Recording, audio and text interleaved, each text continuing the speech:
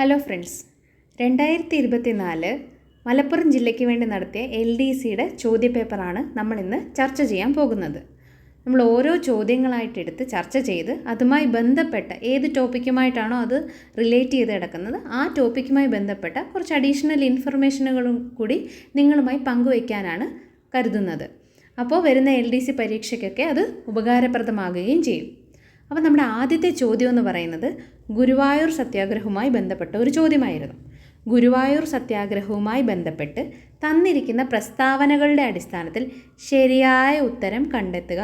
എപ്പോഴും ചോദ്യത്തിൽ ശരിയായ ഉത്തരമാണോ അതോ തെറ്റായ ഓപ്ഷൻസ് ആണോ കണ്ടെത്താൻ പറഞ്ഞിരിക്കുന്നത് എന്നുള്ളത് മറക്കാതെ, അല്ലെങ്കിൽ അത് നോട്ട് ചെയ്യാൻ വേണ്ടിയിട്ട് ഒന്ന് അണ്ടർലൈൻ ചെയ്ത് വെക്കുന്നത് വളരെ നല്ലതായിരിക്കും.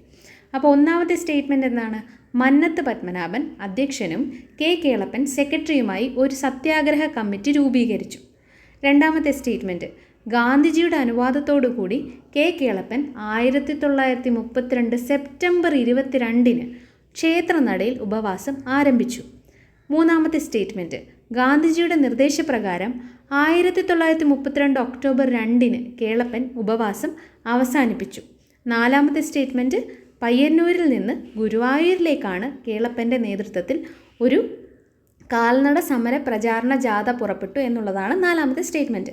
ഓപ്ഷൻസ് നോക്കിയാൽ നമുക്ക് മനസ്സിലാകും 3 സ്റ്റേറ്റ്മെൻറ്റുകൾ ഇതിൽ ശരിയാണ്, ഒരെണ്ണമാണ് തെറ്റായിട്ടുള്ളത്. അപ്പോൾ നമ്മൾ അപ്പോഴും നമ്മുടെ ഓപ്ഷൻസ് ജസ്റ്റ് ഒന്ന് നോക്കിയിട്ട് വേണം ആൻസറിങ്ങിലേക്ക് കടക്കാൻ. അപ്പോൾ നമുക്ക് സമയം ലാഭിക്കാൻ പറ്റും. കാരണം നമുക്ക് തെറ്റായ ഒരു സ്റ്റേറ്റ്മെൻറ്റ് ഏതാണെന്ന് വെച്ചാൽ അത് കണ്ടുപിടിച്ചാൽ മതി.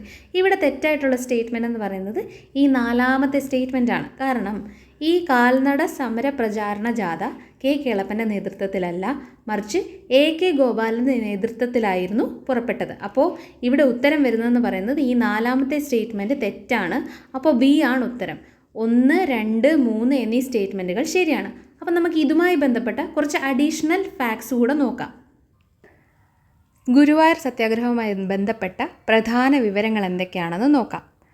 ഇതിൽ ഏറ്റവും പ്രധാനപ്പെട്ട വിവരമെന്ന് പറയുന്നത് ഇതിൻ്റെ കാലയളവാണ്. അതായത് എത്ര കാലം തൊട്ട് എത്ര കാലം വരെയായിരുന്നു ഈ ഗുരുവായൂർ സത്യാഗ്രഹം നീണ്ടു നിന്നതെന്നുള്ളതാണ്. അപ്പോൾ 1931 നവംബർ 1 തൊട്ട് 1932 ഒക്ടോബർ 2 വരെയാണ്. ഈ ഡേറ്റുകൾ കൃത്യമായി ഓർത്തിരിക്കണം. 10ാം ക്ലാസ് ലെവൽ പരീക്ഷകൾക്കൊക്കെ ഡേറ്റുകൾ ചോദിക്കാറുണ്ടല്ലോ. 1931 നവംബർ 1 തൊട്ട് 1932 ഒക്ടോബർ 2 വരെ ഏകദേശം ഒരു വർഷത്തോളം നീണ്ടുനിന്ന ഒരു സത്യാഗ്രഹമായിരുന്നു ഗുരുവായൂർ സത്യാഗ്രഹം എന്ന് പറയുന്നത്. പ്രധാനപ്പെട്ട ലക്ഷ്യം എന്തായിരുന്നു? അധസ്ഥിതരായിട്ടുള്ള ആളുകൾക്ക് ഗുരുവായൂർ ക്ഷേത്രത്തിൽ പ്രവേശനം അനുവദിക്കുക എന്നതായിരുന്നു ഇതിൻ്റെ പ്രധാന ലക്ഷ്യമെന്ന് പറയുന്നത്. ഈ സത്യാഗ്രഹം നടക്കുന്ന സമയത്ത് ഗുരുവായൂർ ക്ഷേത്രം കോഴിക്കോട് സാമൂതിരിയുടെ അധീനതയിലായിരുന്നു. 1931 മെയ് 21 വടകരയിൽ വെച്ച് നടന്ന KPCC സമ്മേളനത്തിൽ സമ്മേളനത്തിലാണ് ഗുരുവായൂർ സത്യാഗ്രഹം ആരംഭിക്കാൻ തീരുമാനിച്ചത്. ഈ ഡേറ്റ് ചോദിച്ചിട്ടുണ്ട്, PYQ ആണ്. 1931 മെയ് 21 വടകരയിൽ വെച്ച് നടന്ന ആ KPCC സമ്മേളന യോഗത്തിലാണ് ഗുരുവായൂർ സത്യാഗ്രഹം ആരംഭിക്കുവാൻ തീരുമാനിച്ചത്. ഏറ്റവും ഇമ്പോർട്ടൻ്റ് ആയിട്ടുള്ള മറ്റൊരു കാര്യം എന്ന് പറയുന്നത് ആ സമ്മേളനത്തിൻ്റെ വടകരയിൽ വെച്ച് നടന്ന KPCC സമ്മേളനത്തിൻ്റെ അധ്യക്ഷനാരായിരുന്നു? JM സെൻഗുപ്ത ആയിരുന്നു. ഓർത്തിരിക്കണം. 1931 മെയ് 21 എവിടെ വെച്ച്? വടകരയിൽ വെച്ച്. ആരായിരുന്നു അധ്യക്ഷൻ? JM സെൻഗുപ്ത. അടുത്തത്, ഈ ഗുരുവായൂർ സത്യാഗ്രഹവുമായി ബന്ധപ്പെട്ട പ്രധാനപ്പെട്ട നേതാക്കൾ ആരൊക്കെയാണ്? ഇതും വളരെ വളരെ ഇമ്പോർട്ടൻ്റ് ആണ്. സത്യാഗ്രഹ കമ്മിറ്റിയുടെ പ്രസിഡൻറ്റ് ആരായിരുന്നു? മന്നത്ത് പത്മനാഭനായിരുന്നു. നമ്മളിപ്പോൾ കണ്ട ചോദ്യത്തിൽ ഉൾപ്പെടെ ഒരു സ്റ്റേറ്റ്മെൻറ്റിൽ ഈ പേര് പരാമർശിച്ചിട്ടുണ്ട്.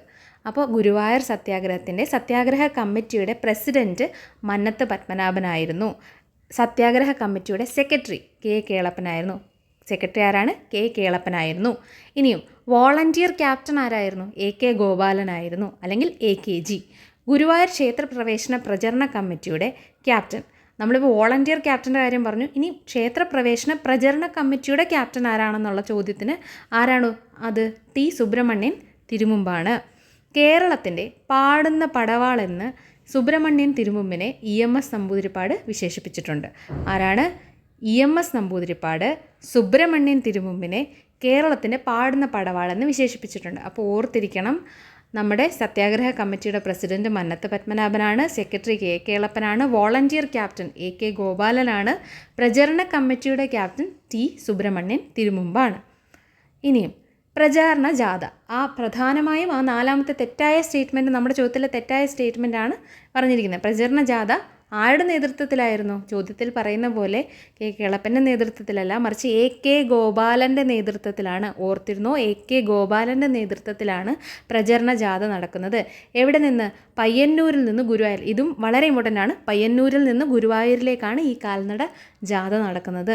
എ കെ ഗോപാലൻ്റെ നേതൃത്വത്തിൽ പയ്യന്നൂരിൽ നിന്ന് ഗുരുവായൂരിലേക്കാണ് ഈ കാൽനട ജാഥ നടക്കുന്നത്.